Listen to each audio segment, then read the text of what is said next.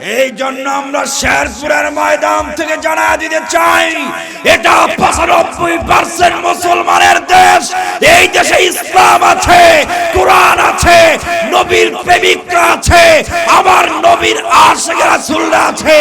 কোন নাস্তিক মুরতাদ যদি আমার নবীর বিপক্ষে কথা বলো, কোরআনের বিপক্ষে কথা বলো, হাদিসের বিপক্ষে কথা বলো, পিঠের চামড়া তুলে ফেলা হবে, পিঠের চামড়া তুলে ফেলা হবে। বলেন ঠিক কিনা? এই জন্য আমার ভাইরা, মুসলমানেরা সজাগ থাকতে হবে, চোখ কান খোলা রাখতে হবে। মুসলমানের আওয়াজ আর বিড়ালের মতো মিনমিন করে আওয়াজ দিলে চলবে না। মুসলমান সিংহের মতো গর্জন দিবে, মুসলমান বাঘের মতো গর্জন দিবে, যার এক একটা গর্জনে, এক একটা হুঙ্কারে বেঈমান নাস্তিকদের করে কেঁপে উঠবে, থরথর করে কেঁপে উঠবে। বলেন ঠিক কিনা?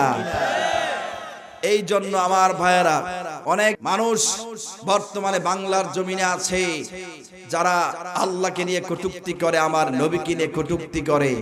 তাদের বিরুদ্ধে আন্দোলন করলে, তাদের বিরুদ্ধে কথা বললে অনেকের গায়ে চুলকানি লাগে। কি বলেন ঠিক কিনা? আর যে বলেন ঠিক কিনা? এই জন্য চুলকানি হলে সমস্যা নাই, পাগলা মলম আছে, লাগাইয়া দিলে ভালো হয়ে যাবে। ঠিক কিনা? এজন্য মুসলমান ভাইয়েরা সজাগ থাকতে হবে, তৈয়ার থাকতে হবে। কিছুদিন আগে এক বেয়াদব আমার আল্লাহকে নিয়ে কটূক্তি করেছে।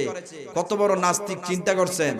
আল্লাহকে নিয়ে মানে এমন শব্দ চয়ন করেছে, এমন শব্দ ব্যবহার করেছে যেটা আমার মুখ দিয়ে আসা সম্ভব না। কিন্তু ওই বেয়াদবকে পুলিশ জেলখানায় নিয়ে রাখছে। আমরা এইসব জেলখানা মেলখানা বুঝি না। কি বলেন ঠিক কিনা?